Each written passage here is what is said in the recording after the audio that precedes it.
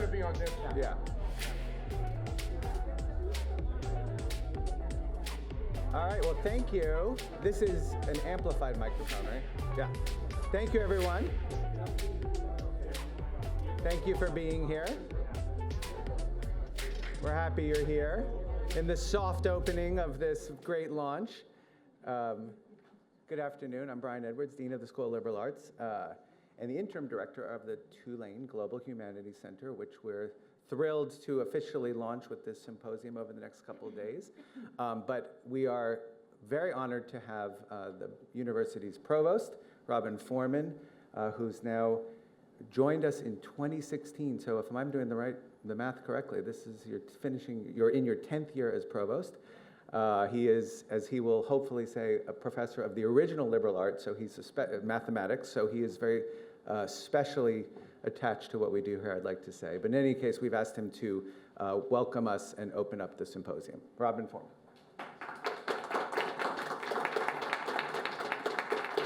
Thank you, and thank you for allowing me to crash your party. I'm really pleased to be here, and I don't do these kinds of things all the time, but I really was hoping I could be part of this exciting day.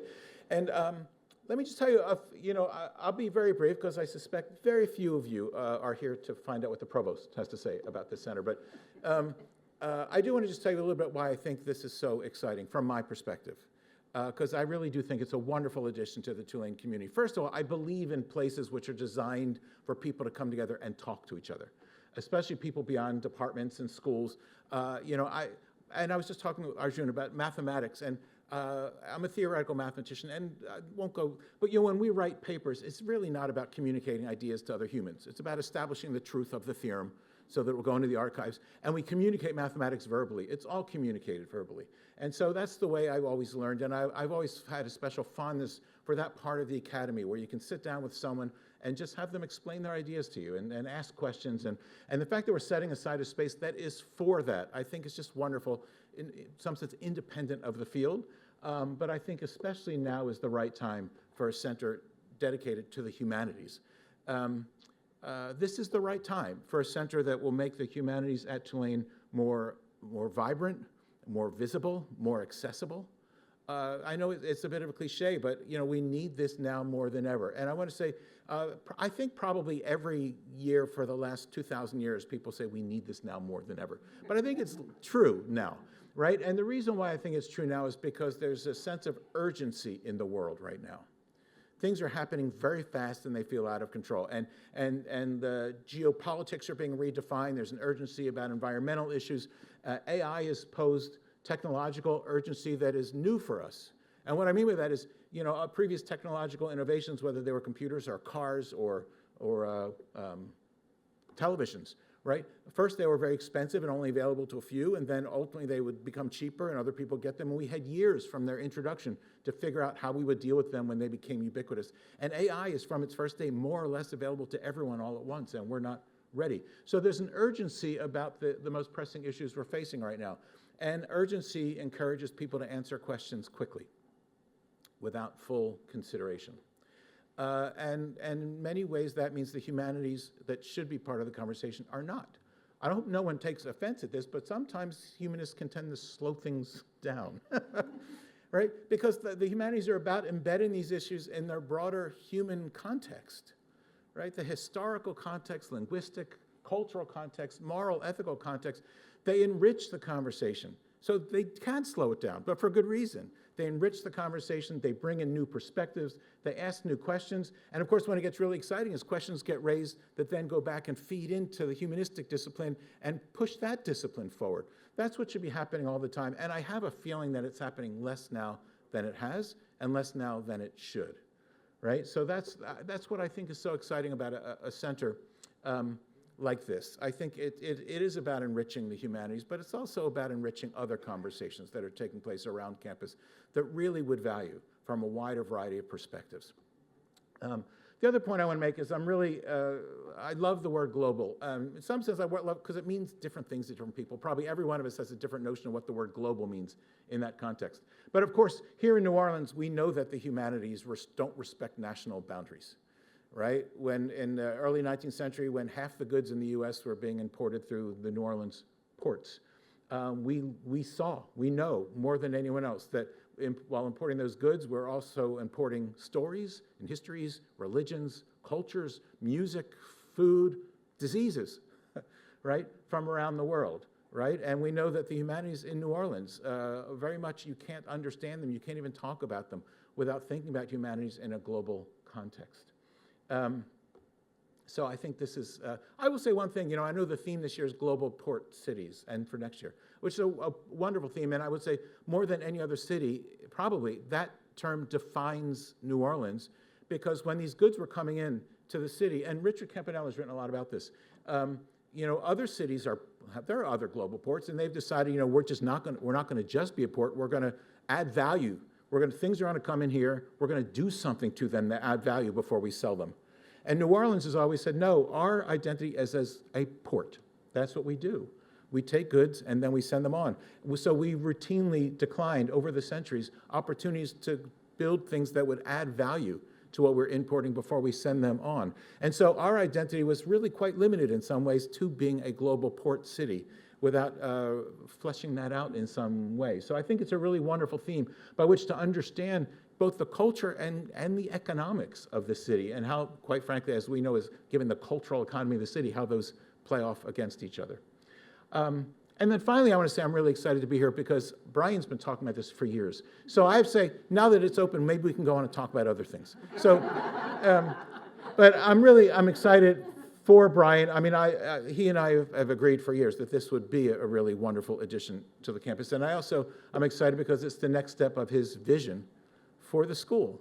When I hired him in 2018, I think, and with the enthusiastic encouragement of the search committee of faculty in the liberal arts, it was because of his vision for the liberal arts, which it starts with a deep and profound advocacy for, belief in the value of the traditional disciplines and their intellectual legacies, while simultaneously intersecting those with cross-cutting interdisciplinary themes that are a bit more timely, a bit more nimble, right? And so that it's as a way of addressing this tension between the historical legacy and kind of relevance as it's traditionally understood.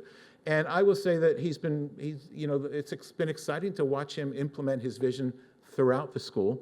And I think the best indicator of the success of this vision is the extraordinary junior faculty that you all have been recruiting these past few years. And by the way, you've also recruited, I didn't mean to say the senior faculty you've been recruiting weren't also spectacular. If you're out there, you're wonderful too. But I'm saying this is a vision that clearly is resonating with the kind of exciting scholars we want to see here at Tulane. So I'd say probably the highest praise I can pay any dean is that it's been really fun to work with him. And I'm happy for him that his vision is really coming into place with this center, and I really, truly look forward to watching it thrive and seeing all the vibrant conversations you'll bring to the campus. So with that, I'd like to turn the podium over to your dean, Brent Edwards.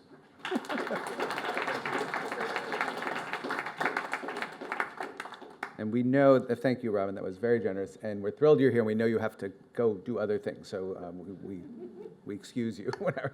But it's true, you've been a terrific partner and supporter to this whole initiative, as have several of the people in the room, whom I'll thank by name. This center started a couple of years, I'm gonna see where we are in time, and I'll adjust accordingly, so that yes, perfect.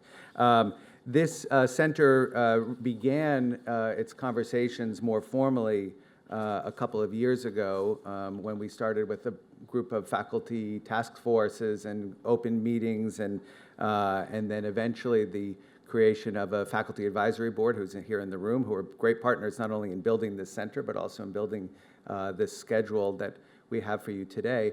But let me start with the more general before I get to the particular and just comment on something that the provost said in terms of why we would be bringing humanistic thought back to larger conversations, or why the humanities more generally. As you know, around the country, many other universities, even very great research universities, are cutting back on the humanities, or cutting programs or faculty or graduate admissions in certain areas for their own reasons. And it seems to be a moment, whether it's artificial intelligence or the rise of other fields outside of the humanities and humanistic social sciences when the humanities is under siege or doesn't seem to matter as much. And yet, you know, to put global and humanities next to each other, not only is the name of this center, but of the larger inquiry that we're doing, would, as Robin said, would never seem more important. We're filled and surrounded by conversations, whether they're in the news or whether they're what's happening at Davos right now or in the UN or new sorts of geopolitical alignments with having to think globally. And not only in terms of global politics or geopolitics, but what kinds of thinking the humanist and humanistic work can bring to those conversations. And one of the things that I think a lot about when I try to think about what the humanities are, themselves a term that could be debated and discussed and interpreted in different ways, are the lenses through which the kinds of questions that we ask, that we humanists or we humanities scholars and students ask about the world that we see in front of us. The value of asking questions and the value of thinking about how we start to approach researching the answers to those questions, what data we think is valuable in that conversation is, in fact, the purview of the humanities and the many different subfields or fields or intervening fields that make the humanities. And so I think that, as Robin said, it could be a slowing down process, but as he said, the slowing down is good because we know how to shift the lens or shift the perspective, refract the angle of vision on the questions themselves. And whether those questions are about the human, whether they're questions about human expression, human meaning making, pathology, artistic creation, the humanities help us to slow down those conversations and also see them through a different lens. It's that, you know, so as we said, this Humanities Center itself, as people come in, we expect to roll anything, come right up to the front. As we approach, how is it that we came to have this symposium on global port cities? And I know that people will be, over the next couple of days, exploring this topic through those multiple different disciplines and perspectives, ancient, contemporary, the future, the present, and we're looking forward to that. But it came about in a way to also ask the ways that global thinking, or thinking about water, or thinking about transnational movement, or thinking about flows, which Arjuna Padarai has been helping us to think about for many decades now and inspiring our work, looks at questions, whether they're the national, the economic, pathologies, and through a different lens itself. So our idea is not only that global port cities, the first biennial theme for the Global Humanities Center, is a topic worthy of consideration in its own right, which we think it is, but it's also a way to try out or flex the muscles of this new Tulane Global Humanities Center in two ways. One, to explore parts of the world far from our shores, global in this sense, far from New Orleans, through a captivating topic, and at the same time to explore New Orleans and the Gulf South region outside a US-American framework. To think of New Orleans not only as the city at the end of the Mississippi River, which it is, but also to a city at the northernmost reaches of Latin America, as our colleagues from Latin America and Latin Americanists tell us it is often considered, or a city that's connected to the Caribbean via the Gulf with its many names, and even before before the Gulf of Mexico as well, it had other names that represented different periods of colonial intervention and ways of thinking about water itself. I got down a little rabbit hole in that recently. What was it called? It wasn't always the Gulf of Mexico. But also to pursue the ways in which many fields in the humanities and humanistic social sciences have been opened up by what is sometimes called the oceanic turn, or the post-nationalist approach to thinking about cultures and places and histories, or in various fields, Indian Ocean studies, or moving into the blue humanities, a term that has emerged more recently to describe this kind of work. So the post-nationalist turn in the late 1990s and early 2000s, which Arjun and his colleagues at Public Culture had a large role in helping us to think through, among other fields, and world systems theory, the work of Braudel and Emmanuel Wallerstein and others.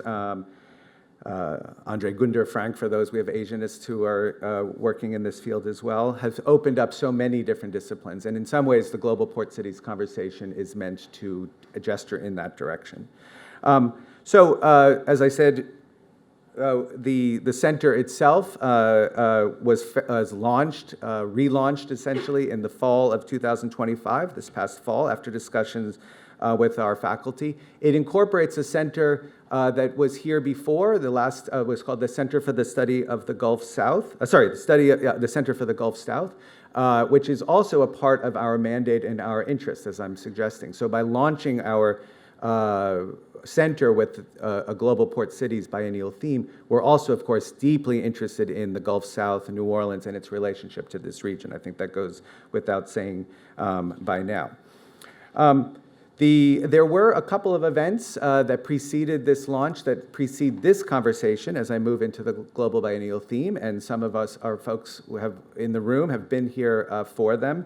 Originally in 2022, we put on a little mini symposium with scholars from here and from elsewhere on global port cities to kind of try out the idea. Again, an interdisciplinary conversation, not of this scale. And then in 2024, we hosted an event in the Newcomb Art Museum, our partners, with an artist, a Ho Chi Minh City-based artist named Arlette Quinn Tran, and a curator named Lynn Do, that was called Saigon New Orleans Connections, or Ho Chi Minh City and New Orleans Connections. And then we started this in the fall here in this room with some of our colleagues, including Edwige Tamalet-Tabayev, on a panel discussion. So this is an expansion and continuation of that conversation.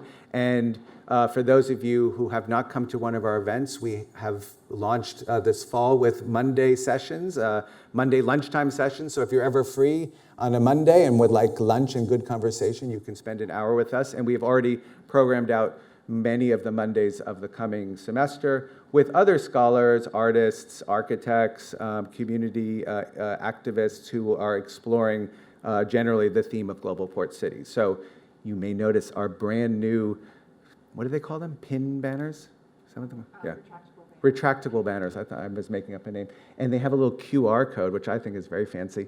And that's one way to find our media, to see what's coming up. And there's a lot more. So let me end this introductory section by thanking and acknowledging the many people who are not just helping with this, but a part of this conversation. And you'll see a number of our colleagues moderating, chairing panels. And that will also allow me to say something about what you're going to see over the next couple of days.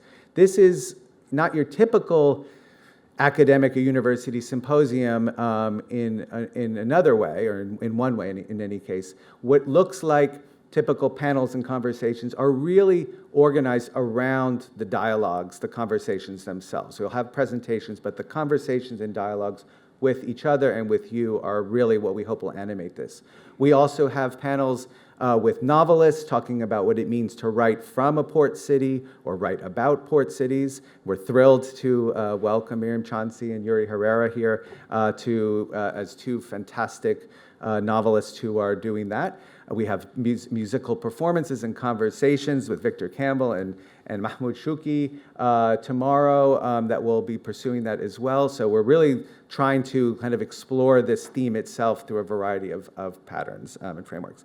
The Faculty Advisory Board has been incredibly instrumental, not only in helping us find scholars, artists, writers who would help explore this idea more, but also in helping us organize it over the course of several months. And so I want to name them. I see almost all of them here. I see Brian DeMar from the History Department and Asian Studies, Tom Luongo from History as well, and Medieval Studies, Suzanne Lusnia from Classical Studies, Kate Baldwin from English, Communication Studies, Adeline Mascalier from Anthropology and African Studies, Barbara Mundi from Art History and Latin American Studies, Chelsea Stieber from French and Italian Department and also Caribbean Studies, and Edwige Tamalet-Tabayev from French and Italian and MENA Studies here in the room. And I skipped around my list, so I got everyone. I want to thank you for being a part of this and being a part of the symposium itself. We have two fabulous postdocs who've been helping to work to plan, to host, and running around today and tomorrow as ambassadors for this symposium too, and they themselves came out of a national search for young scholars who are working on global port cities. We have Mariam Attari, who is an art historian who works on port cities, and Tori Bush, who is an English and environmental scholar, who is here both in the front row on either end of it. So thank you both.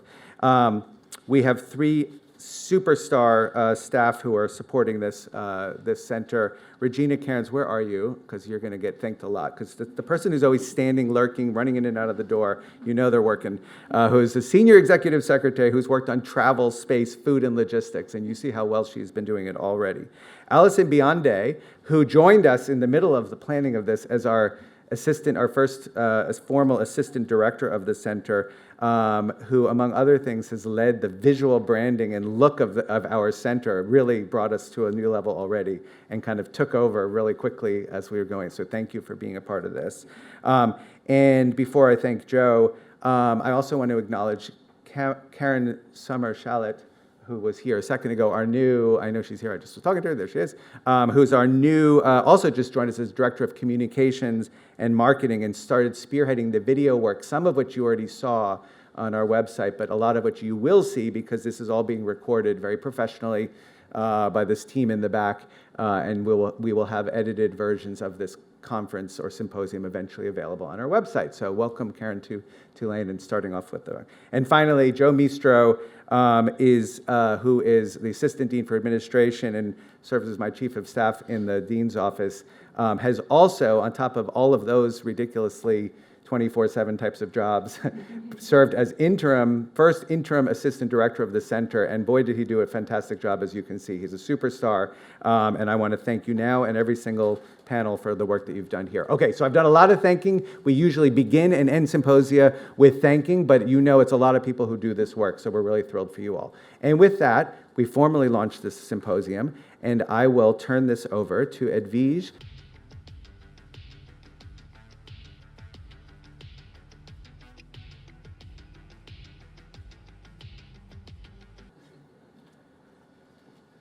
All right, good afternoon, everybody. I'm Edwige Tamale-Talbaev, and I am a member of the Faculty Advisory Board to the Global Humanities Center here at Tulane.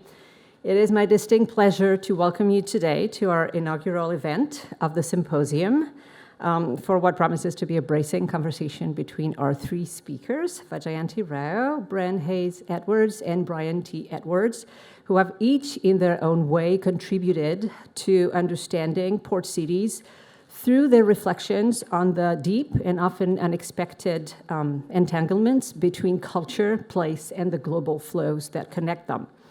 So this inaugural session, as we have established, is coming in the wake of a semester-long lecture series hosted by the center here, our Monday lunch series, where the idea of port cities was explored in depth across a variety of disciplines and global locales. And so through these conversations, several defining characteristics of port cities have emerged. And since this session is very much a way to frame the conversation for the next 2 days and to give us some conceptual bearings, perhaps, moving into the discussion, I thought that I would quickly summarize some of the conversations we've had so far.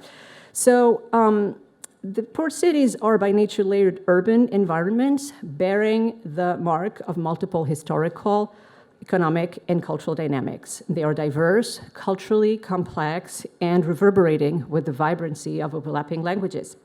They are shaped by global trajectories, whether through migration, but also through the circulation of goods and ideas.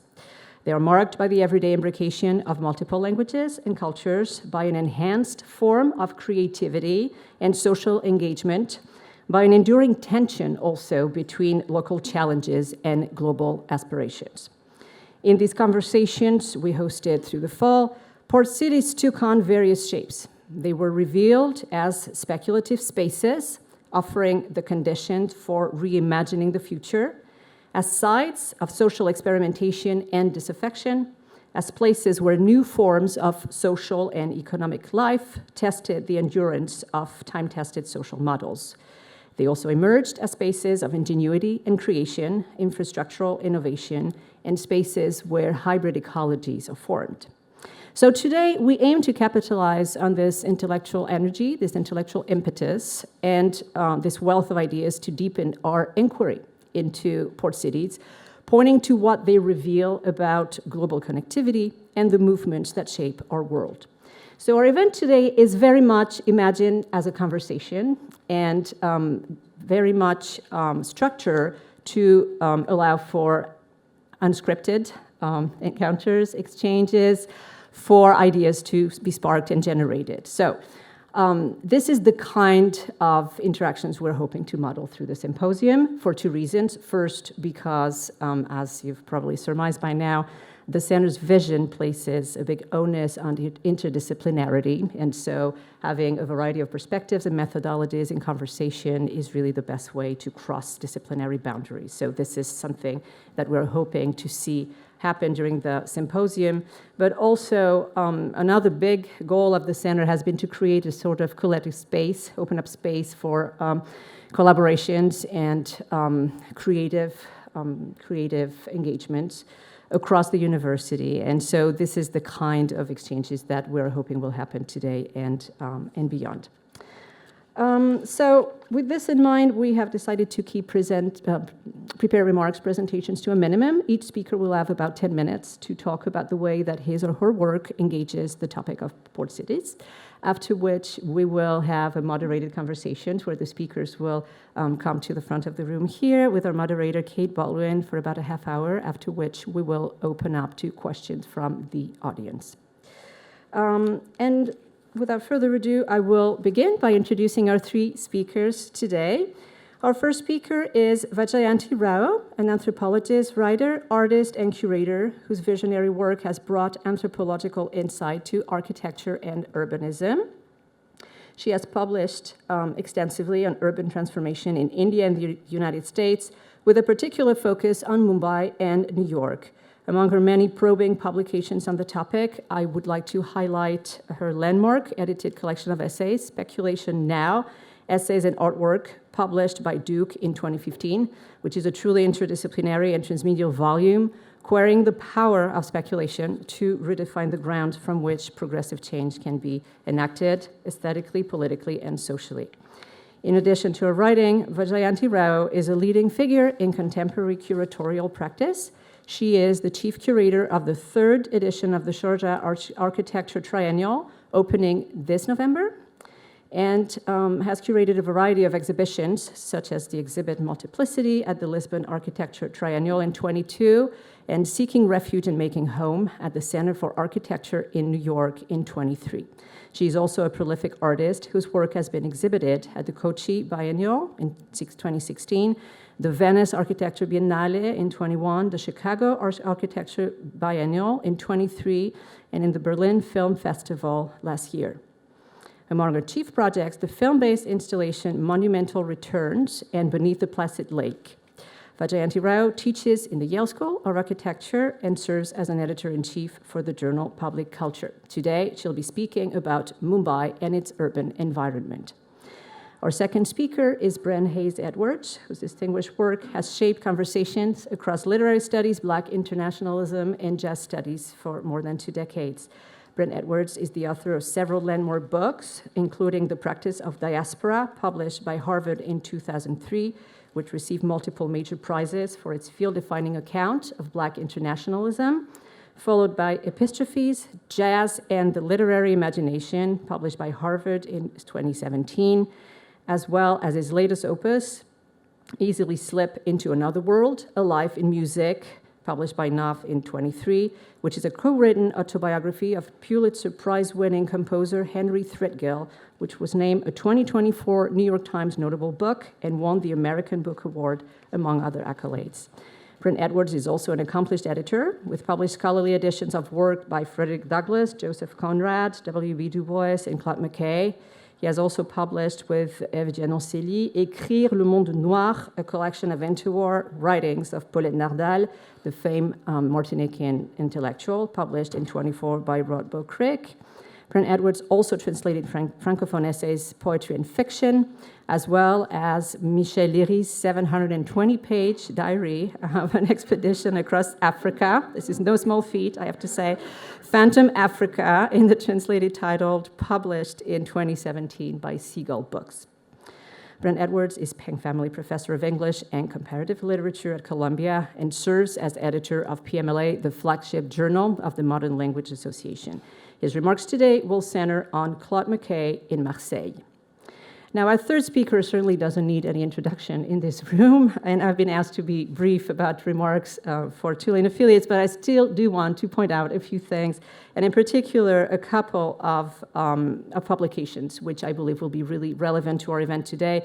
So Vyjayanthi Edwards is the Herb Weil PhD Professor of the Humanities and Dean of the School of Liberal Arts at Tulane, and most important perhaps for our event today, the architect of this multi-site, multi-year global port cities project. His books include Morocco-Bound, Disorienting Americans Maghreb, published by Duke in 2005, Globalizing American Studies, co-edited with Dilip Gaonkar, published by Chicago in 2010, and After the American Century, The Ends of U.S. Culture in the Middle East, published by Columbia in 2016. He's also the author of many essays, op-eds, and creative nonfiction in a wide range of publications, both scholarly and mainstream. And among those, I would like to highlight two texts that are really crucial to our event today. The first is a publication that came out in 2024 in Public Culture, which is entitled Port Cities, Creative Cities, which is accessible through our library portal. So if you're interested, I strongly urge you to read it. It's very important reading for the work we've been doing. And the second one is yet to be published. It should be out in a couple of months. It's entitled Logics of Port Cities, and it's an afterword to the book Water Logics, which is the publication that follows a conference, Water Logics, we organized here at Tulane a few years back, if you remember, and which should be out with UVA Press in about 2 months' time, but I believe we can share this one ahead of time as well. So if you're interested, please do reach out, and we'll be sure to send the text to you. With his longtime collaborator, Dries Xikas, he's currently writing a book entitled Navigating the World to Come, Thinking with Port Cities, based on his research in port cities on 5 continents, including Tangiers, Dakar, Ho Chi Minh City, New Orleans, Naples, Marseille, and Singapore, which will be the focus of his remarks today, where he will develop what he means by the concept of a logics of port cities. And last, but certainly not least, I would like to introduce our moderator today, Kate Baldwin, who's Professor of English, Communication and Gender and Sexuality Studies at Tulane University, as well as a founding member of the Faculty Advisory Board to the Humanities Center. Kate Baldwin is a scholar of 20th century US and Russian literatures, Cold War culture, feminist theory, and creative fiction. She is the author of 2 books, Beyond the Colored Line and the Iron Curtain, Reading Encounters Between Black and Red, published by Duke in 2002, and The Racial Imaginary of the Cold War Kitchen, I love that title, From Sokolnik Park to Chicago's South Side, published by Dartmouth College Press in 2016. Her publications include numerous influential articles, book chapters, and op-eds in popular and academic sources, among them an article on Nella Larsen's passing that was anthologized in the Norton Critical Edition of Passing. She also contributed op-eds on the work on motherhood to the HuffPost, The Hill, Quartz, Global Post, and Truth Out. All right, I think it's time now to welcome all of our speakers for our first session. Thank you very much. And I will turn things over to our first speaker today, Vyjayanthi Rao.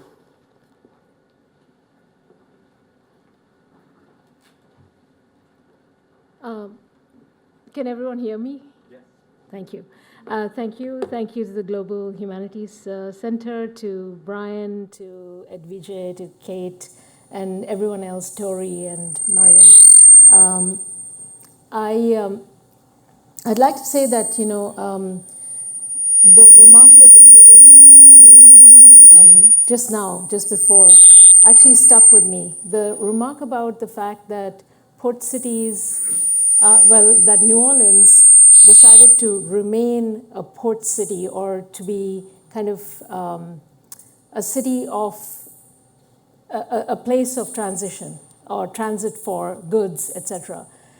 And in a way that struck a chord with Mumbai, the Mumbai that I've been familiar with as a researcher. I grew up in Mumbai, but as a researcher, I went back, let's say at the beginning of the 21st century, around 2000, and that idea of what happens to a port, when it ceases to be a port in the sense, what happens to port city? That was an opening question for my remarks today. And they'll be very loose remarks. I'd like to start by showing you the first image of my,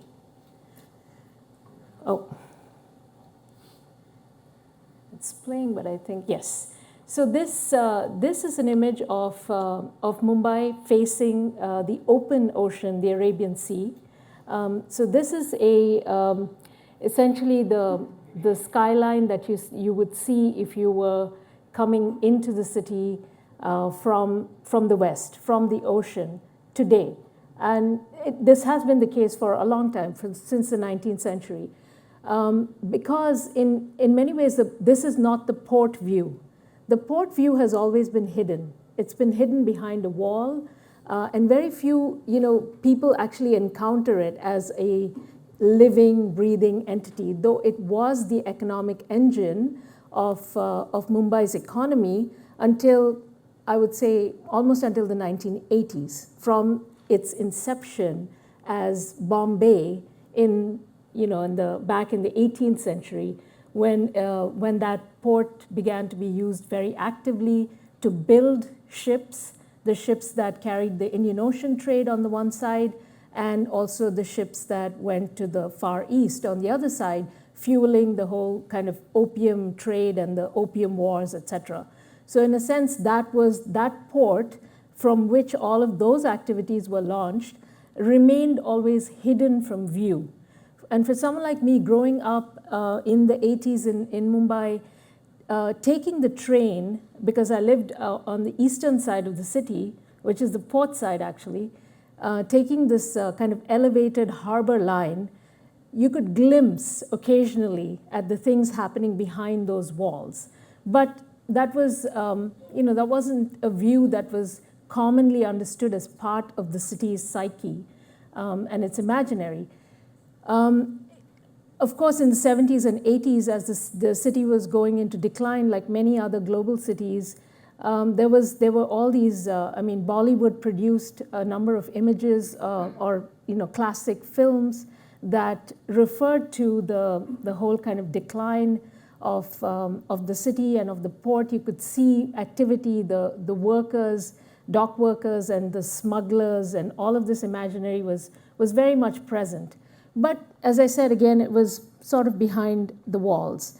And in a sense, that was also the period in which a new port was being built. Containerization had changed the whole logic of ports.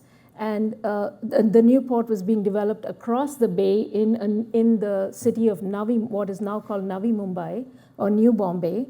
And in one sense, basically, this is a story that I want to tell. The story of Mumbai is a story of a city where the port is hidden in plain sight. And you can feel it, but you can't actually really visualize it or see it. For most of the 19th century, the city had its back to the docks, as I said. It was walled from public view to protect the naval activities that were also mixed in with these port activities, and where the jetties, mixed in with the jetties where the goods were brought in. And so if you traveled, as I said, from the eastern suburbs, on the harbor line, you would be able to see some of it. But by the late 1990s, when the port activities had been shifted to the container terminal on the mainland city of Navi Mumbai, the docks and jetties bore a forlorn look, with very few operating jetties, and toxic and polluting industries such as ship breaking had infiltrated the erstwhile port and the entire 20-kilometer stretch of the docklands from the south of Mumbai to the north of Mumbai, and as they awaited a new lease of life. And this kind of waiting has taken a good part of about 3 decades or so. It's only last year, in 2025, that the city has actually approved of a very interesting but very sort of troubling plan to convert this 2,500 acres of the eastern waterfront into the usual kind of Dubai style, leisure, pleasure, real estate, luxury, et cetera, et cetera. The plans have just been approved, so let's see how long that's going to take to get there. But in any case, this sense of waiting is what has permeated the city for a good 20, 30 years. So in the interim, however, the city began to transform from a city of mill workers and factory workers and dockyard workers, transitioning following the famous global city script into services and finance and other kinds of white-collar employment. And I want to come back to this idea of the horizon. What was the horizon of the sea, of the city that faced the sea, and the city of, that launched 1,000 ships, that in fact participated very actively in the Opium Wars that the British Empire started? That horizon had a kind of a definite mapping of the world, a world that was concerned with imperialism and colonialism. However, the decline of these of the city that included that was not only connected to the port, but the mills and all of the other kind of industrial work of Mumbai was happening simultaneously with the decline of the port. And so here you see these images of various textile mills. I'm sorry that I'm not able to advance. Help? Green button, please. Green button. Green, okay. Thank you. So, so these were the kind of images of the declining industrial heritage of the city during the 90s, especially new 90s and the early 2000s. And here you see images of the housing that was provided to workers, or that was available to workers in these famous mill districts, which were the first to sort of be apprehended as lands that were available for some other kind of activity. And so you see the transition of the mills into high-rise apartment buildings, but also, in some sense, in this image you see a variety of different types of housing coexisting, and this continues to be the case in Mumbai. But all of these are in the process of conversion, and the processes by which they're being converted into different physical forms is quite complicated. It involves a lot of planning history and so forth. But through these images, one can apprehend that this is a landscape still in transition. So you have slums being converted into the real estate that you see, and slum dwellers being displaced into new kinds of project housing. This is an image of the very oldest parts of the city of Mumbai, which was sort of self-built housing by merchants and various sorts of people involved in the port and cloth trade, which are now being converted into these sorts of this forest of towers. In some sense, the horizon has shifted, in other words, from the sea to the sky. And in Gaston Bachelard's terms, you can think of the sky as he termed it a horizonless sky. So a sky that doesn't actually have a limit in some sense. And that, I think, is the troubling sort of state that Mumbai at least finds itself in, but also many other port cities, I would argue, in our times. So following, Brian's essay in Public Culture, and the invitation really to open up this conversation about what is happening in port cities, in the contemporary moment, I think one of the invitations was to think of this transition through art and through the various ways in which this transition from the sea to the sky it requires aesthetic preparation. It requires us to sort of become receptive to other forms or other ways of thinking about what our limits are, what our horizons are, what our possibilities are. And from that perspective, and this is what, this is a very recent image of the new coastal road that just received a write-up in The Guardian, actually. This coastal road is being built to facilitate more car-based or road-based transportation, just been inaugurated last year. And as you can see, this sort of expansion, this coastal road, what it does is it also allows real estate to expand further into the sea. So this conquest of both sea and sky is going on simultaneously. So what kind of preparation does it require? And as a provocation, I'm just going to leave you with a couple of thoughts. This poem, which this is part of the Kochi Biennial installation, is a translation of a Marathi poem called On the Heights of Mumbai, basically. That's what it translates into. And it is by a Dalit poet, Annabhav Sathe, who passed away in the 1960s, but was a member of the Communist Party of India. And he was known as the poet, the people's poet, and a bard, basically, who was able to capture the experience of that world of work and labor that was embedded in the city of in this port city up until the 80s, I would say. And this poem, in fact, it has been performed in many different contexts, in films. It continues to be performed. He's a very, very important and revered writer. And in a way, for me, it symbolizes the aesthetic sort of form of the city that can be apprehended through poetry, through flânerie, through being in the city or being part of the city, and apprehending its textures on the ground. And moving forward into the 2000s, this is an image from an installation that took place in 2004, I believe, by a contemporary visual artist, Sudarshan Shetty.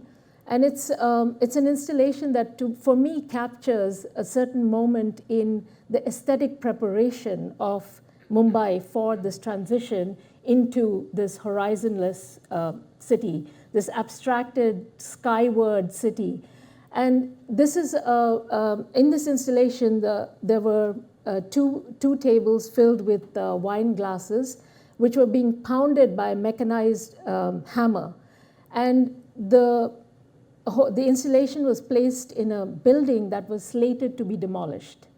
So there was a whole kind of cycle of value conversion that was happening. And the gallery was this installation was taking place in a room without a window, but facing the street, and it was on the ground floor. So the people on the street, who were basically street kids and people who were, office goers, were lining up at the kebab stand across the street and so forth, were looking at this installation, and not only at the installation, but also at the party that was happening in the room. They were spectators to this kind of so in a sense, the artist was engaging not with the people who had come to see the exhibition, but was putting the show on for the street. And that, to me, is a moment of transition that we might contemplate, the transition from poetry, in some ways, to the world of visual art, which also, of course, becomes another universe for the kind of speculative values that emerge in the 21st century city. So I'll stop there. Thank you.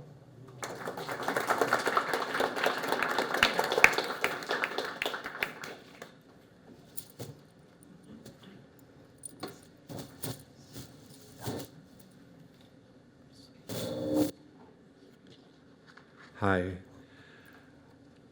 I also want to start by saying what a pleasure it is to be here for the inaugural conference of the Global Humanities Center, having heard my old friend Brian talk about it for many years and having been here for another event last year. It's great to be here for the first event and to be able to take part in the inaugural session. I will get to my illustrations in a minute. I want to thank Brian for the invitation, and also Mariam and Tori and Joe and the entire staff of the center for help with logistics and getting me here and hopefully home before the storm. I have to admit I wouldn't describe my own scholarship as focusing on port cities, but Brian convinced or cajoled me into a reluctant avowal that my ongoing engagement with the writing and career of the great Jamaican novelist and poet, vagabond poet, as he described himself, Claude McKay, might be useful in framing certain issues related to the culture and characteristics of port cities more broadly. For these remarks, I'll draw on the Marseille depicted in McKay's 1929 novel Banjo as a case study to offer a few brief comments about port cities, which hopefully will serve both as provocations for our conversation this morning and as a precursor to the more focused panels on colonial history, fiction, and music to come tomorrow. Obviously, to think port cities from the interwar vantage of McKay and Banjo in the 1920s is to approach the topic as a historical phenomenon as elaborated in what Harris Feinsod calls maritime modernist fiction, as an example of the ways global commerce's hard infrastructure shaped a vast and disconnected multilingual cultural archive, rather than to come to terms with the ways the advent of the era of the container ship since the late 1950s has transformed the cultural implications of port cities, with the result that now working cargo harbors are no longer central to everyday life on the urban waterfront. So our two presentations actually are sort of flip sides of the same coin, or complementary, hopefully.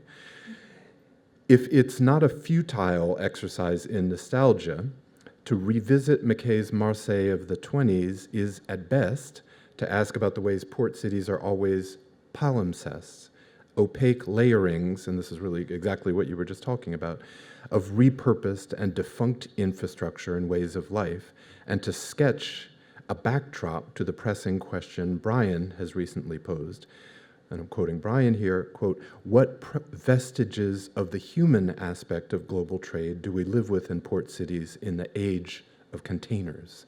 So what I'm going to say is really a set of provocations in the backdrop, or the deep history behind that. I do think it's useful to think comparatively about port cities and to ask, after Brian and Dris Xikes, whether it's possible to posit a typical port city.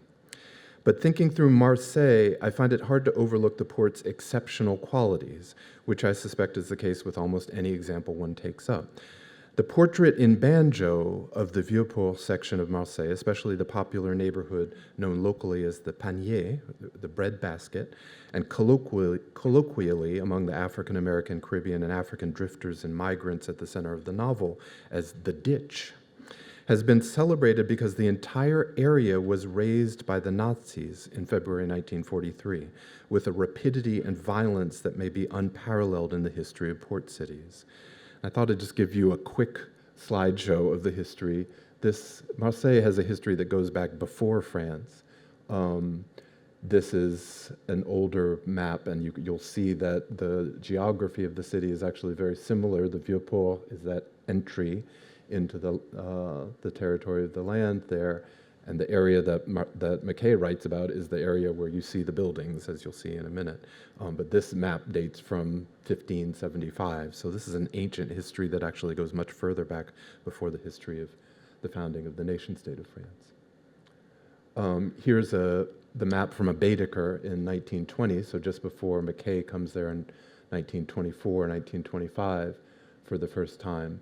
Marseille is pretty much still like this. The Joliette is the functioning port, both for passenger ferries going to Corsica and Sicily and North Africa, but also for the cargo ships. That is still very much a functioning port. Mackay is writing about the area around there to the north of the Vieux-Port. Here's the cover of Mackay's, the 1929 original edition of Banjo, with a depiction of, again, the skyscape, with the Pont Transbordeur. There was a bridge in the 1920s where you could take a kind of elevated platform that would go along on cables from one side of the Vieux-Port to the other, so you wouldn't have to walk all the way around. And Marseille, this was like the Empire State Building or the Twin Towers before 9/11 were key elements of the cityscape in New York. The Pont Transbordeur was crucial to the image of Marseille. So Aaron Douglas, the Harlem Renaissance artist, when he made the cover for Banjo, puts the Pont Transbordeur there at the center of it, and the vagabonds, the denizens that are depicted in the book, jumping off, hanging out on the docks. This is a picture of the streets. I'm going to show you quickly a couple of pictures of the area of Marseille that Mackay depicts. This is one of the close-knit, very intimate, popular streets in the Panier, in this popular neighborhood on that side of the Vieux-Port. And you can see how crowded and cramped these streets were. It gave rise to not just houses of pleasure, prostitution. Here's a prostitute welcoming a little group of tirailleurs sénégalais, of African soldiers. Like in Amsterdam, the prostitutes' beds were really right on the street. So this is what the black drifters in Banjo call Booty Lane. In Marseille, in French, it's Rue de la Bouterie, but they call it Booty Lane because you could get some booty on this street. Here's another picture of some black soldiers and sailors walking down the Rue Bouterie, the Booty Lane, and you see the prostitutes sitting outside, just to give you a sense of the area he's depicting. The music, if you know Banjo, it's very much about not just an African-American player who's nicknamed Banjo because he plays the instrument, but the loose-knit group of drifters and migrants around him who occasionally play music together. If you're imagining them playing in Snug Harbor in New Orleans or in the Savoy or the Cotton Club in New York, the place of music in these houses of pleasure in Marseille in the 1920s are very different. They're these really rough and tumble doorfront, I wouldn't even call them nightclubs or cafes or bars. They're really these open rooms like this great picture depicts. Here are some black men of the period in the late 20s standing in what the characters in the book call Bum Square, but it's actually in Marseille called the Square Victor Gélu. And here's a picture Mackay had in his archive, which may be some of the men that he met when he was living in Marseille in the 1926 and 1928 that he then depicts in the novel. Now, as I said, Marseille is unusual, I think, in the history of port cities in that it undergoes this traumatic violation during the Second World War under the Vichy regime. This is that side of the Vieux-Port where the Nazis deport tens of thousands of residents, including a number of Jewish residents, to concentration camps, and blow the whole thing up in February or in late January 1943. That's the side where it takes place. There's the Pont Transbordeur, and you see the area that is affected. And just to give you a sense of the scale, it's really hard to describe. It's hard to imagine, if you're imagining whatever city you're familiar with, how big an area this is. that was destroyed by the Nazis. It's an entire side of the Vieux-Port. And that area that's circled is what McKay is depicting in the novel. These are photos of the aftermath of the destruction. This happens very suddenly. The Nazis come in, take people out in the middle of the night, and blow the whole thing up the next morning. And just to give you a sense of the scale and size and traumatic nature of the destruction, you see what I mean when I call it traumatic, the entire side of the Vieux-Port is reduced to rubble. That black area there is the area that's destroyed by the Nazis. So the whole side of, and the whole, if we're talking about the port cities as palimpsest, the whole infrastructure of the life that McKay depicts is destroyed in 1943. When I first started researching what became my dissertation and went to Marseille to do research, the first thing I did is try to go to some of the addresses that are described in Banjo, trying to imagine Claude McKay there, and only later did I realize that they're not there. That if you go, I don't have time to do it carefully, but if you take, this is a contemporary map of Marseille, the buildings have been reconstructed now, but the streets are not the same. Some of the streets are not there anymore, and the streets are renamed and moved. What was called Bum Square, the Place Victor Gélu, is in a different place, actually. So I went to what I thought was the address of the nightclub, one of the nightclubs where the characters hang out, and I realized it's not the same one. This is something, I'm editing a scholarly edition of Banjo that will be coming out from Penguin next year. And in going through various archives, one thing I found is this, that I don't think anyone else has written about.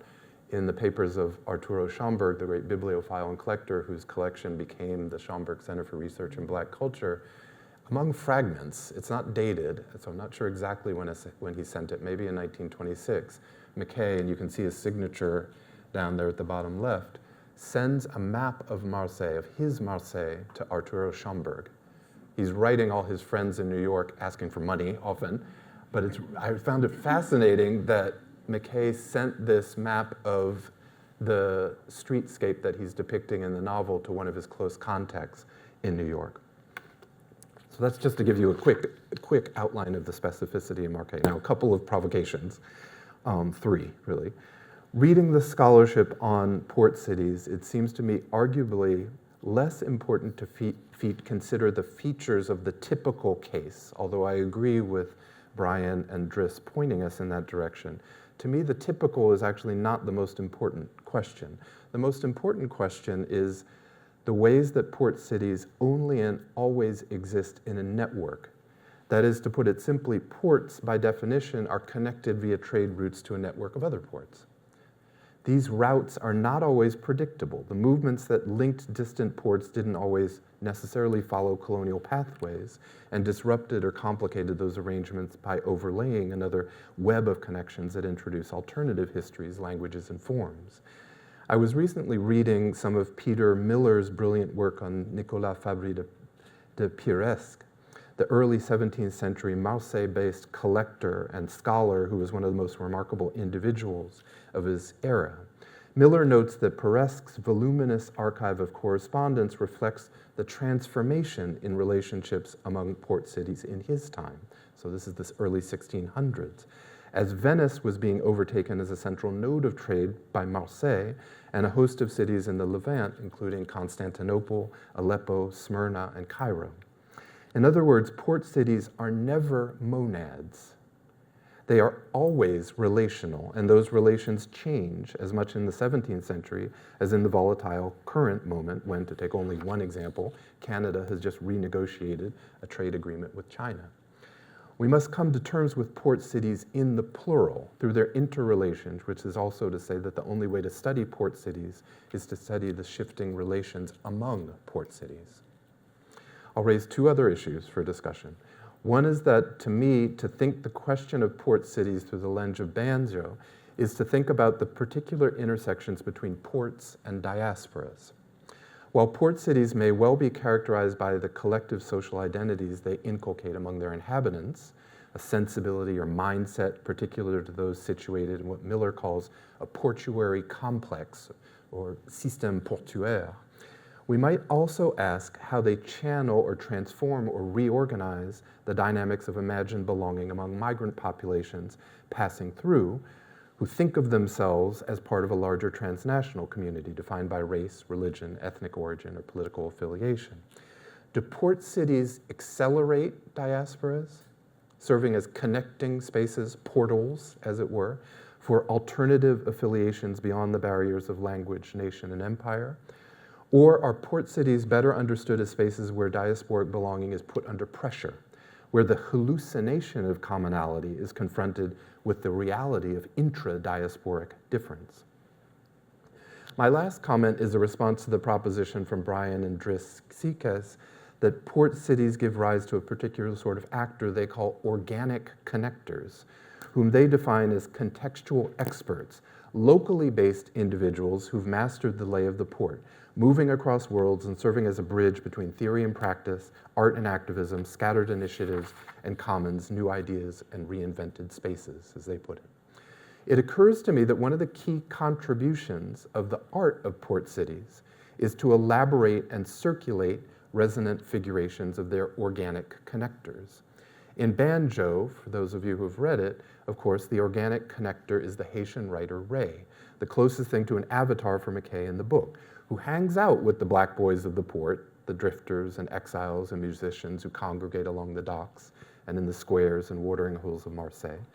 But Ray, as the book puts it, is not unaware that his position was a unique one due to his education and his ambitions as a writer. There's a distance between Ray and what the novel describes as, quote, a great vagabond host of jungle-like Negroes trying to scrape a temporary existence from the macadamized surface of this great Provençal port.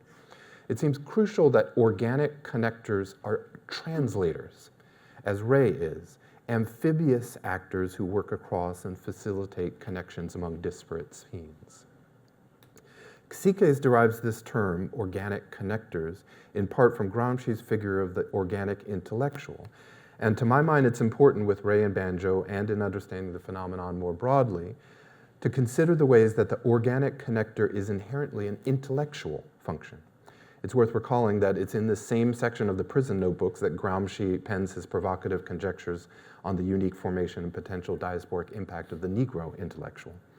But we might also hesitate at the way that Gramsci explicitly links the organicism of the organic intellectual to the economic function of a particular class in a given society. Banjo's fascination with Marseille's transient denizens points less to an interest in the expansion and unionizing of the port city's industrial maritime base than to the margins of that development. Though some of them serve on ships to get to Marseille, the black boys in this novel are not even the dockers or porters or short-term ship workers, the stokers and mess help who are at the bottom rung of the labor pool. They would rather beg for food from sympathetic black crews on Mediterranean coal freighters than work under the racial capitalism that's the only available mode of labor relations. So Banjo forces us to ask what it means to theorize an organic connector of the underside or the outside of port capitalism, an organic connector of what Marx long ago dismissed as the scum, the leavings, the refuse of all classes, the lumpen proletariat. Can there be an organic intellectual of those who do not have the instinct of civilization, as Ray puts it, an organic connector of the derelict, of the dispossessed, of the vagabond? Three things we can talk about more. I'll stop there.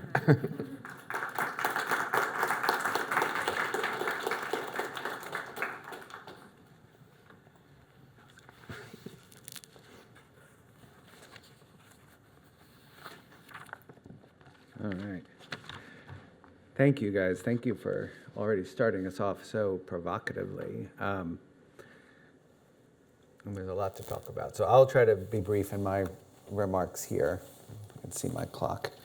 But let me start out by reminding you of a story from a couple years ago. And in March 2024, while leaving the port of Baltimore, the merchant vessel Dali, a 924-foot container ship that was nearly as long as the Eiffel Tower is tall, crashed into the Francis Scott Key Bridge, killing 6 people and causing $2 billion in damages. And it was in the news, you remember this story? It was in the news for several weeks as the American public came to terms with the massive impact that an accident in one port might have across the entire system. And the ways that Baltimore was connected to global trade, in turn, suggested a different understanding of the mid-sized city that is prevalent in the US. I mean, I think Baltimore is generally known in the popular imagination. I've lived there for years, but I think in the popular imagination, it's known for its gritty urban life, portrayed famously in the series The Wire, and before that, Homicide, Life on the Street. But the magnitude of the 2024 crash made clear, however, that the water mattered as much as the street, and that Baltimore should be understood as a node in an expansive global network. The MV Dali itself was a cipher for transnational connections created by maritime trade.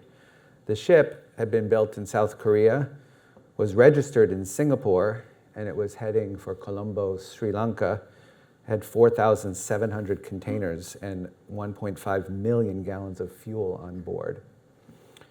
On the other side of the planet, in Singapore and Malacca Straits, similar feelings of urgency about the interconnectedness of global sea trade have emerged. Since COVID-19 pandemic, congestion has increased markedly in the very narrow route that connects the South China Sea and the Indian Ocean. Both the Red Sea crisis and the war between Russia and Ukraine led shipping companies to alter their usual routes, which in turn has led to anguish about the sustainability and safety of this precarious and shallow lane, a major node for trade in the Asian Pacific. And the Malacca Straits is known to be one of the most, or said to be one of the most dangerous passages in the world. And I just was there and looking at it, and it doesn't look as dangerous as it is because it gets very shallow. And so the ships have to go in a very narrow lane, and which leads to piracy, which is generally unreported because of insurance rates. We understand this for a different reason here in New Orleans. So it's basically ransoms are being paid as this narrow lane as transnational container ships have to go in this certain way. I've been spending a fair amount of time lately with, or thinking about and with, on the water with a Singaporean artist named Charles Lim, Charles Lee Lim, who has been working in the Venice Biennale on a 20-year project called Sea State that takes place on the water. And he points out about the different ways in which Malacca Strait and the waters in the bay have been understood as safe or unsafe because of the very depth of the water. Nearly 4,000 nautical miles from Singapore, the Bab el-Mandeb Strait passes through Yemen on the Arabian Peninsula and Djibouti and Eritrea on East Africa. In 2023, Yemen's Houthis targeted ships passing through the strait on their way to the Red Sea. And in last year, when I arrived in Singapore, just 2 days after the US president had announced reciprocal tariffs, or Liberation Day, as it was named, to fly over and to see Singapore from above was to see a massive amount of ships at anchor. The suspicion, my own suspicion, which turned out to be wrong, was that the ships were anchored in Singapore to wait the resolution of the so-called tariff kind of wars and which way things would go. I've later learned, in following a lot of trade and shipping publications, that the ships were actually backed up because of the crisis in Yemen and the targeting of ships going through the Red Sea. And so there was this, Singapore being the second largest port in the world in terms of container ships, there was a lot of waiting to get your ships serviced because people were moving their transit lines around Yemen and that route and finding a different way through Singapore. The remarks that I'm making today are called Logics of Port Cities, which I'm borrowing from this essay that Edwige referenced, but didn't mention that she is the editor of this fabulous book we're all waiting for called Water Logics. It's a brilliant essay collection that once upon a time started here, but has emerged as a brilliant book. asking what logics of port cities would mean is also to wonder, alongside some of the speculations that Brent is making here about what those networks, not so much what the ideal port city might look like, but what is it to think about port cities in dialogue with one another and the connections and network that they kind of summon up. And so to think with port cities, which is our working subtitle for this book that Dries Xikas and I have been somehow working on in 2 languages, is to think about what are the frameworks, the intellectual frameworks, the terms, the ways of thinking that are especially prevalent in port cities. Brent's work, on Mackay and Marseille and practice of diaspora is very central to that thinking. What are the dynamics of port cities, and what might they tell us about the logics between in this network more generally? Port cities, I think, are not like other cities, or rather they are like other cities, but in excess. They contain the immensity of other worlds in their complexity. Water threatens them, but water also makes them. It is the dialectic of their being. Water connects ports to other ports, nodes across a global network of trade and travel. But water is also their limit, with their backs to the land behind them. We say here that sometimes, one of these days, the water will submerge this city in New Orleans. And when the rain comes down hard at noon on July days, those incredible downpours that punctuate the summers here, the streets and sidewalks pool up. People, they know where not to park. The so-called neutral ground in the center of the broad boulevards fills up with cars as soon as a storm approaches. This was very surprising to me when I moved here. What is happening? Why are people parking there? I thought that's where the streetcar goes. The city feels as if it is always sinking. New potholes emerge overnight. They grow bigger and deeper. They're treacherous, and they're celebrated at once. Those of us who live here know the Instagram site. Look at this fucking street. You have to edit that out, which is just a celebration of this sinking city. I encourage you to follow it, Brent. We live in a saucer floating inside a basin of water, people explained to me when I moved here. But what is it about port cities that make them so compelling? There are places that share characteristics that go beyond their specific national context, like Tangier, like New Orleans, like Dakar, like Naples, like Marseille. They are often exceptional or pushed out from or forgotten by their capital cities. There's a wonderful essay in Edwige's collection by a woman named Olivia Durand, who understands port cities as edge zones, emphasizing their place on the peripheries of empires. And as Durand shows, New Orleans, and actually it's the provost gestured to, and we've mentioned before, New Orleans relied too much on its river.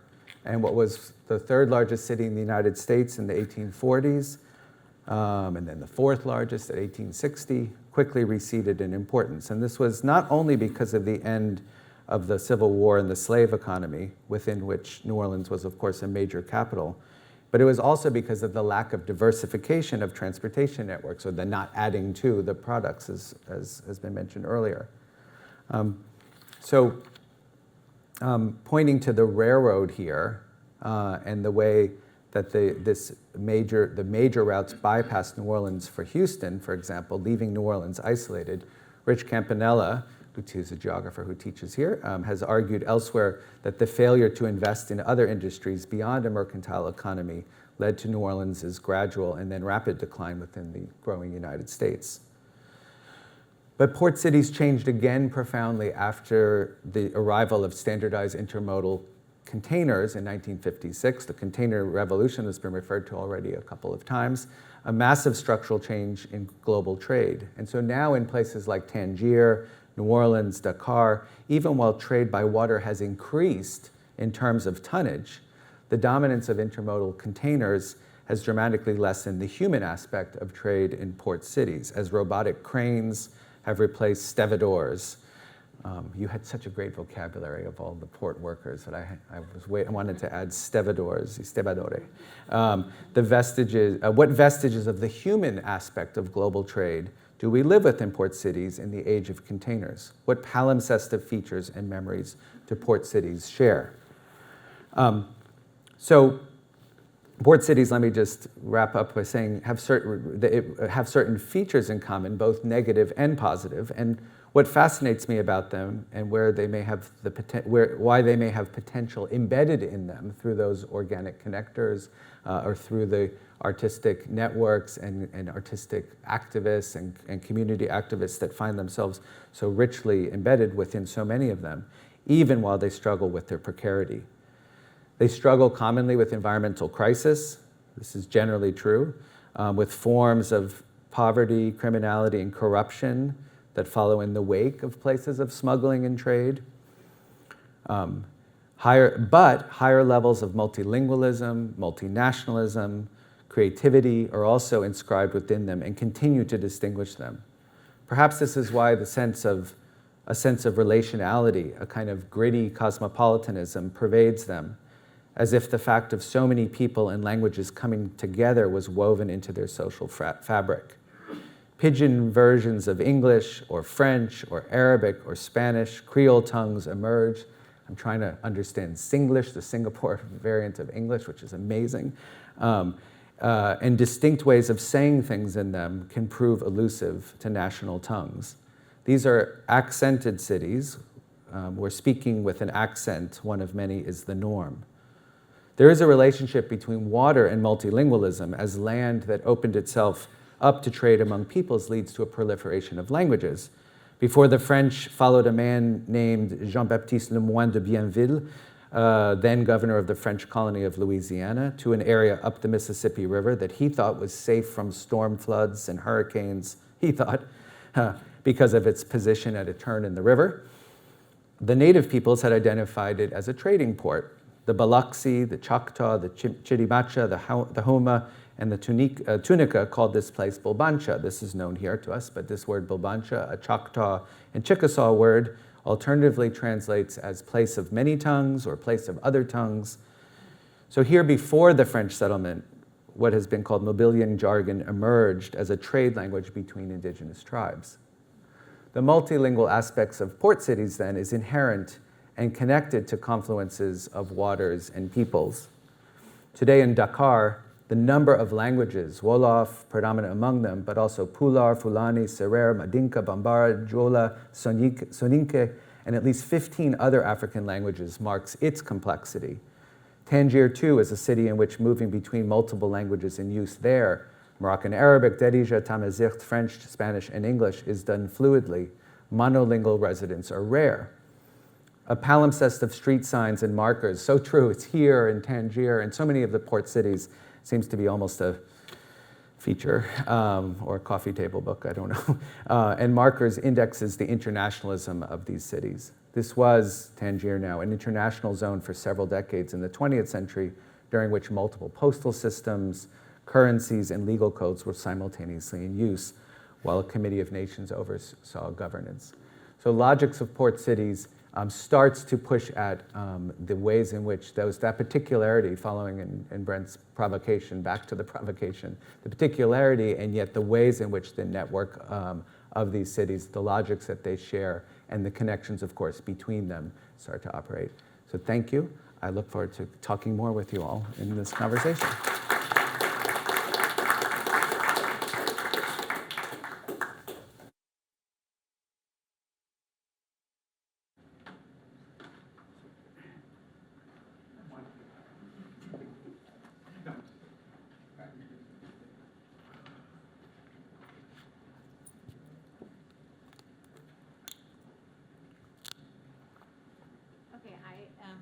Going to okay, ask some questions or to hopefully get a conversation going amongst our panelists.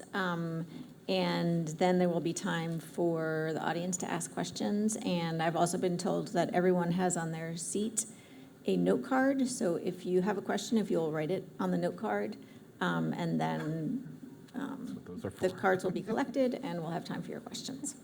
Brent was sketching on his. Okay. Well, there won't be You can time. do that too. There won't be time for doodling. your question, Brent. Sorry.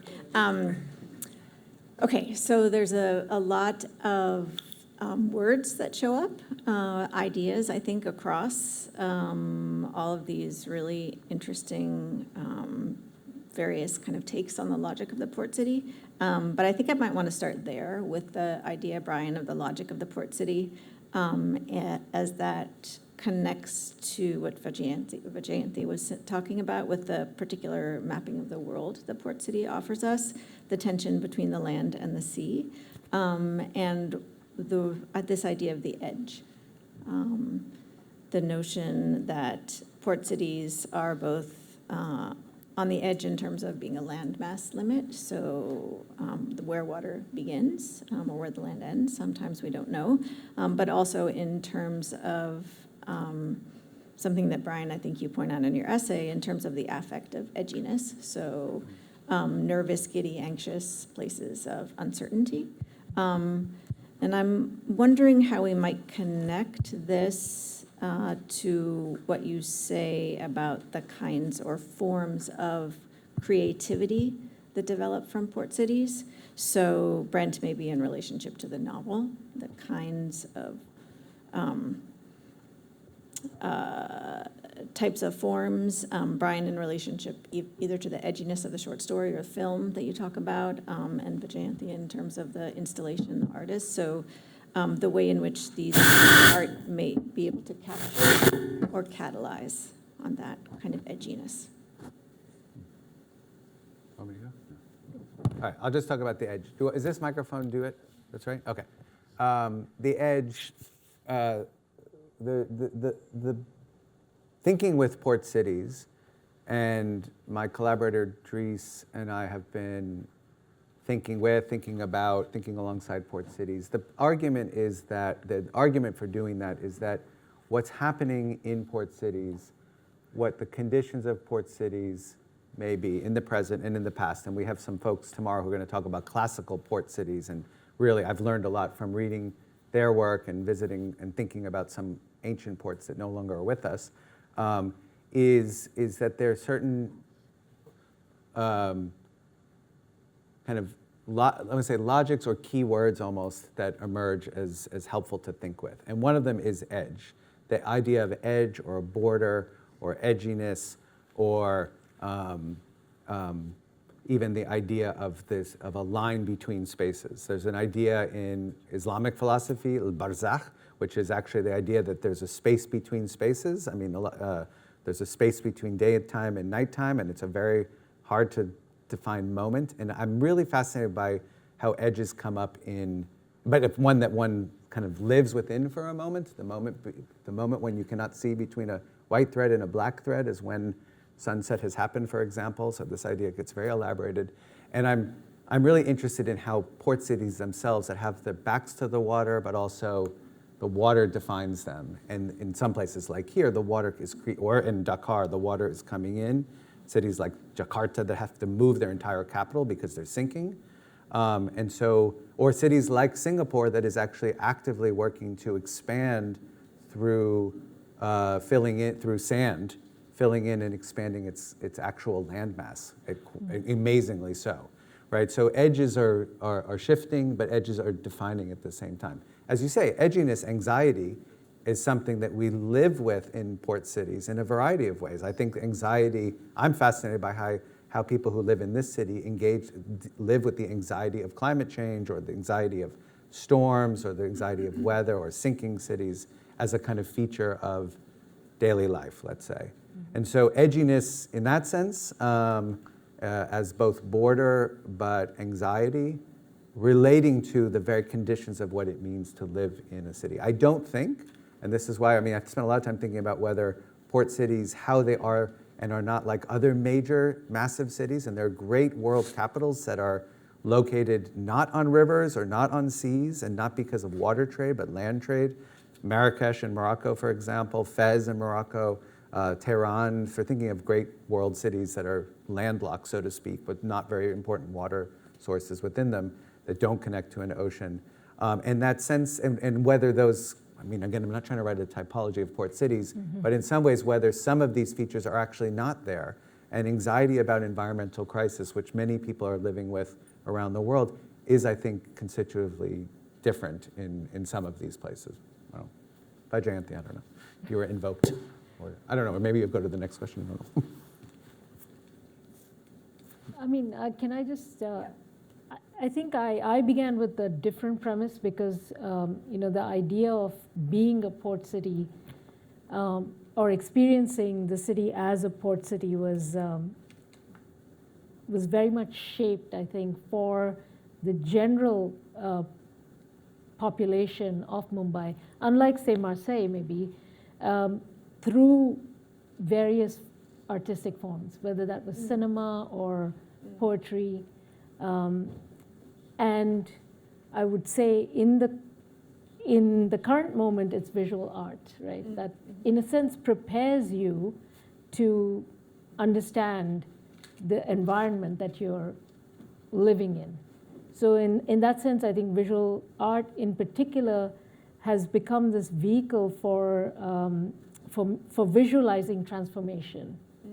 And that's why I invoke this, like, the idea that you have to understand that you're living in a moribund environment has been really brought to the fore by this emergence of visual art, which also is, takes part or is part of its ecology is the marketplace. And the marketplace is I mean, the fact that port cities and commercialism are so, intimately tied, not just through ships coming in and bringing in goods and so forth, but also in other ways. There are, exchanges where goods are traded, and all of that kind of financial speculation and other things are very much intimate parts of port cities. So I think my understanding of city was like, you don't see the port, you sense it through these various, artistic forms, I would say.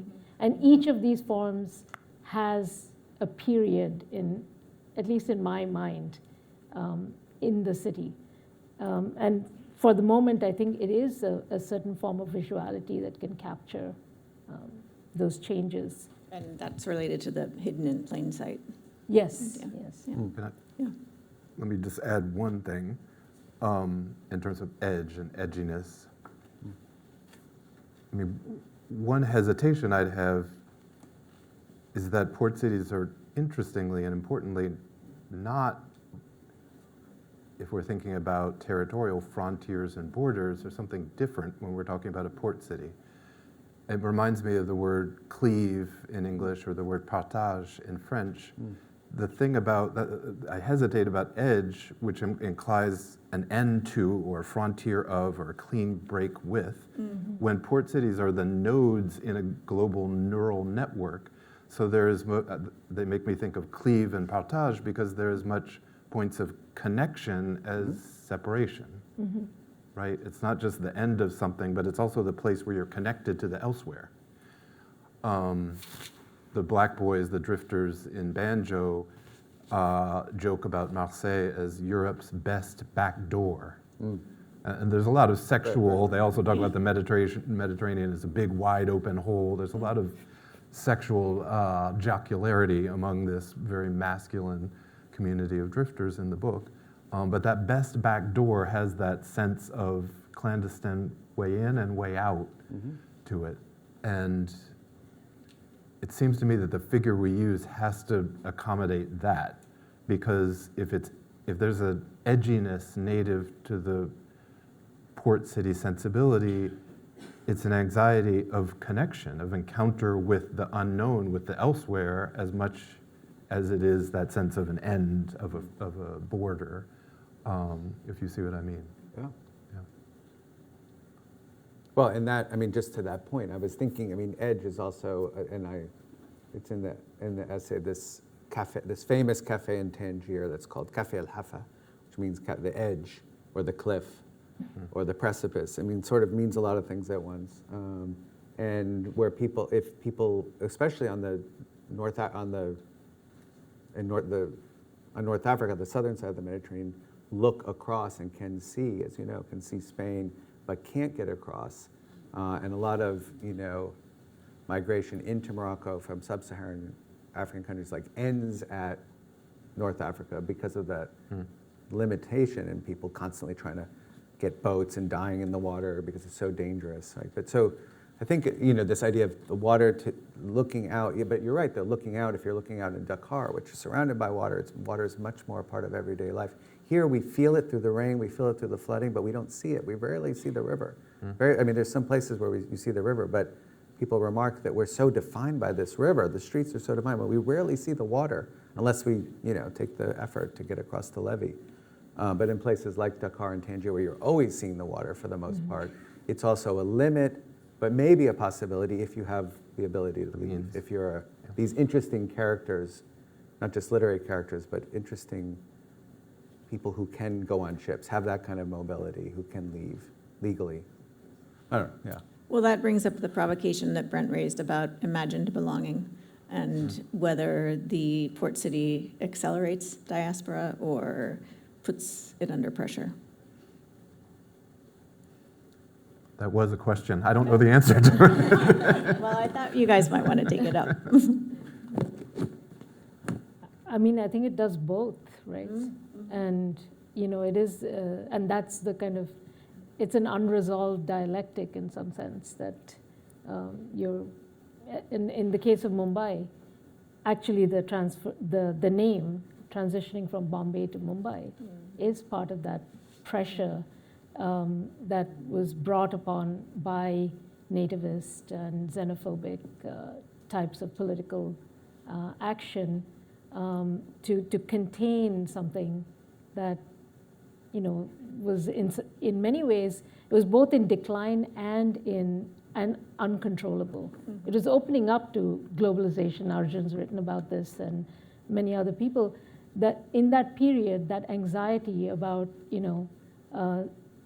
facing the unknown was converted into this extreme nativism, which, again has reared its head in other ways 30 years down the road. But I think it's a pressure that's constantly, it's a movement that I don't think it can be resolved either way. And maybe that's like the wave, the wave formation and the Glissant's ideas as well of oceanic movement that are not, that don't land exactly and in a definitive way, right? That they keep coming back in different forms. Maybe we could go to the notion of the organic connectors and think a little bit about the kinds of way, again, another provocation from Brent, but also to think about the kinds of entanglements that we have in port cities with the kind of stew of languages, right? The multilingualism. And Brian, you're welcome to elaborate on the phrase and... Yeah, so the idea of the organic connector and the way it relates to port cities, and Brent did a good job of describing it, is that there is a notion about how change happens within port cities, or even kind of, and that there's a certain layer of individuals who are connected to, across sectors, let's say, to use, who are actually where change happens. Not at the top, not at the bottom, but somehow in this, not just in the middle, but that there are individuals, and that port cities are particularly rich with such figures who cross from, the art world to the business world, to the university world, and so on. And what we've been doing, just in terms of our own research, is actually identifying interesting individuals in port cities, including in New Orleans, who seem to be incredibly connected within their cities and doing interesting community projects, fighting for the survival of their cities, doing art about or organizing in neighborhood kinds of ways, and sort of loosely connected to other port city networks, right? And so it always, when I first started traveling in Ho Chi Minh City, it was actually people from Dakar who introduced me to people in their sort of network, and then all of a sudden it led to people in Singapore, and so it was interesting to me. So the notion, it's without getting into the kind of how it emerges from Gramsci, which I think is important, and it's really something that Dries has really been working on most of all. It would be a way in which not just intellectualizing or not just writing histories of what's happening in cities, but thinking about how to take some of these ideas and put them into play in a sense, or what's happening in port cities where people who are, especially younger people who are, let's give the example of Ho Chi Minh City, a lot of younger Vietnamese artists who left either after the war and are coming back to kind of rebuild Saigon's art worlds and really passionate about what they're doing and leading to really interesting art that is now eventually gets on the radar of global art networks and curators like Vyjayanthi who are doing biennales or triennales and so on, but really kind of passionate work, and I'm noticing that in a lot of places too. So I mean, there's a lot more to be said about that, but that's the idea.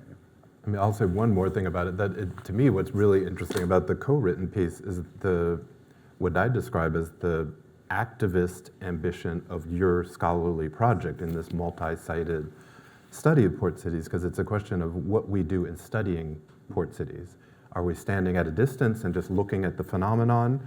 And no, what you seem to be explicitly trying to do is to step into these spaces and find these organic connectors, not just to identify them, but to highlight their work, to draw attention to them, to publicize them, to give them resources, and to amplify, to take them, to make connections between the connectors. Yes. Right? To put some of the people who are operating in a local or regional scale in connection with connectors elsewhere. And you say in this interesting way, we invite them in, we're not trying to force them, then they're not all willing to go to this other level of scale. But when we can, we're actually trying to amplify their connecting impact in their particular scenes, partly by connecting them to other scenes. Yeah. So it's a really interesting question of, to me, it raises a really interesting question of what we're doing in studying port cities to have the ambition to actually increase or amplify the portuary aspect of the port city, that connective tissue aspect of it is really interesting and provocative. Let me give a very local example in New Orleans. So two things are happening that I'm sure many of you know. One is the recovery of some land that's called the Batcher, right?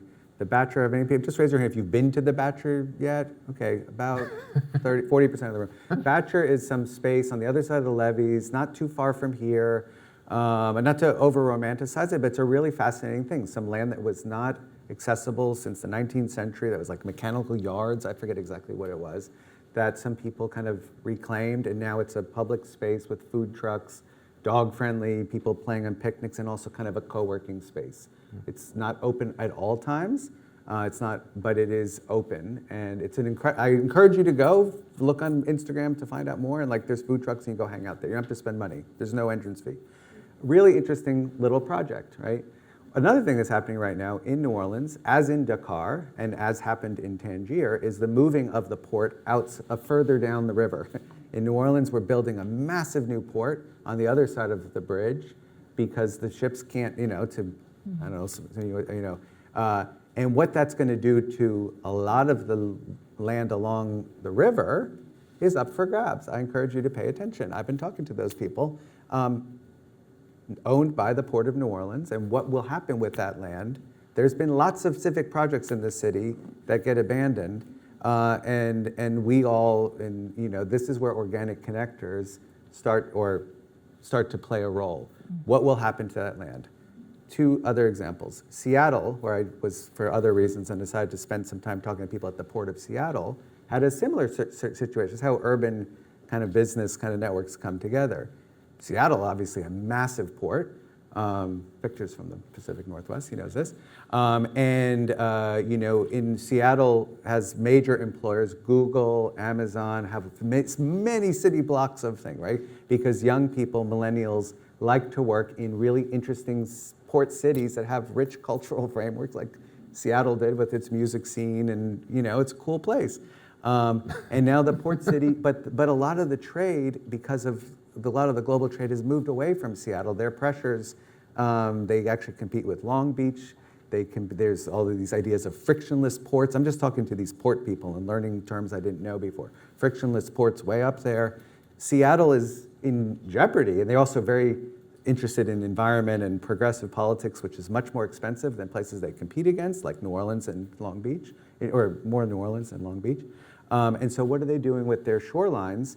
Well, they've actually made them into like public parks and kind of jogging paths, because why? The young workforce of Amazon and Google likes that kind of stuff, because that's why they moved there in the first place, and that's the threat, right? I wonder whether anyone is talking about that in New Orleans as we reclaim a lot of the things that you saw pictures of. I just leave it at that. You can ask. Because that is one future for the city that we probably won't follow, but we might, because we're about to open up a lot of land. And the Batcher is just a few acres that decided to do something like that, and it's actually changed the quality of life for people who spend time there. Okay, well, we need to move on. We gotta move on. Thank you, yes. Because we have other people who have prepared questions. Edwige has a question. Yeah. Sorry, my activism. No.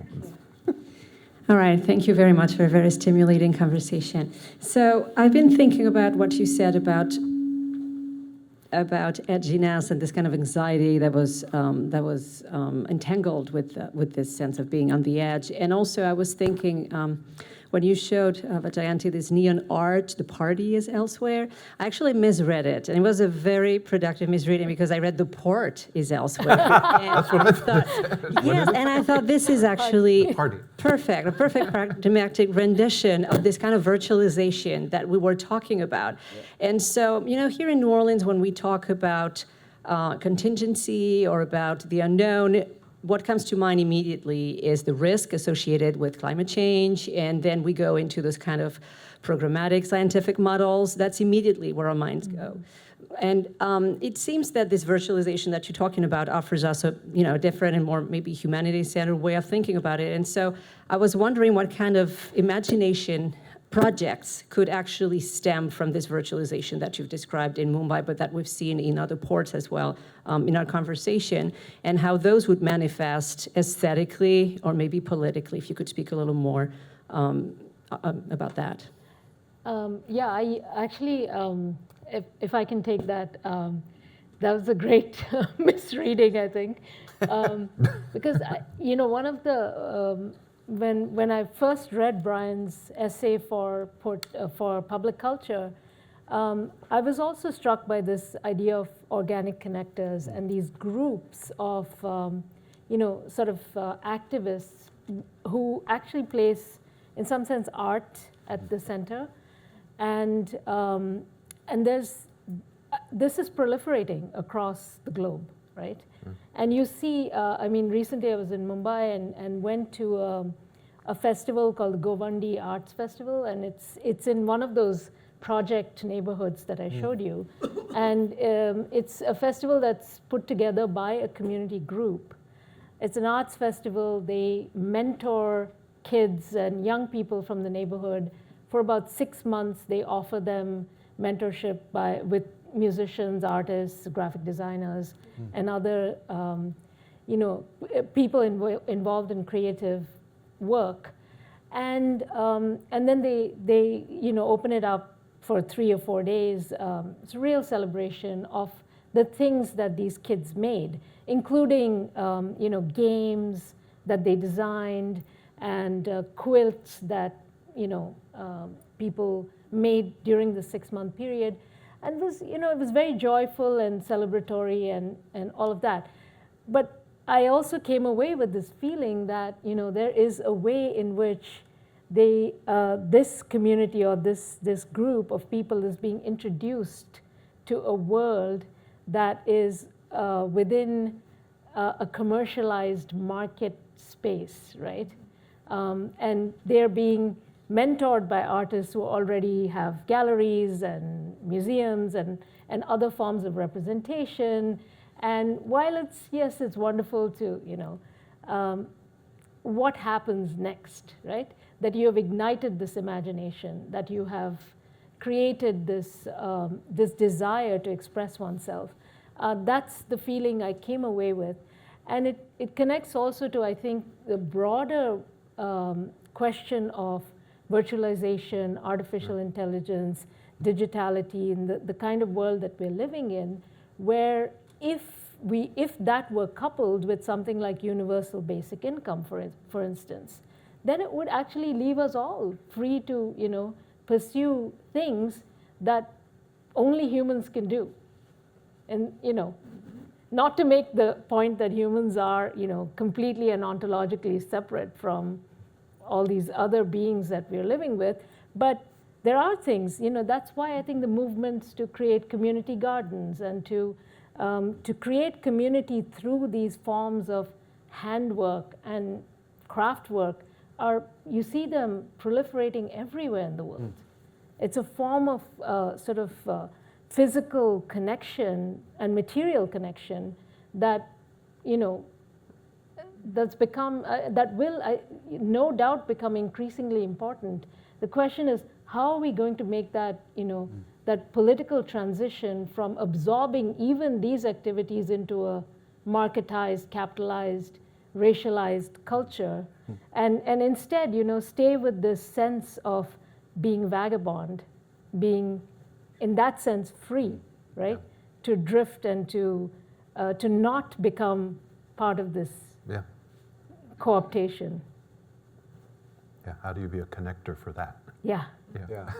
Well, it's interesting that that spaces are emerging in Marseille, La Friche, in a former cigarette factory, like kind of spaces for creativity that also have, studio space, but childcare and thinking about the next generation of what it means to live in cities when you can't quite afford to really live in the cities too, like La Friche in Marseille, this spaces. I'm not in Saigon. Similarly, Tangier, we're seeing some of these types of things. So these types of, it's really interesting what you said. Just thinking about how to put those in a larger framework. Yeah. Bordeaux has something similar, another port city. Okay, well, thank you all very much for stimulating conversation and provocative presentations.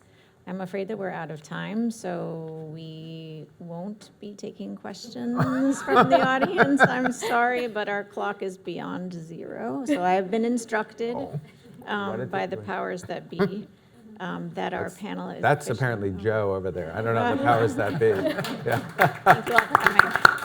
But we have a nice break here, yeah. Oh, yes, So- we have a break before our plenary session, and we have refreshments available, so please.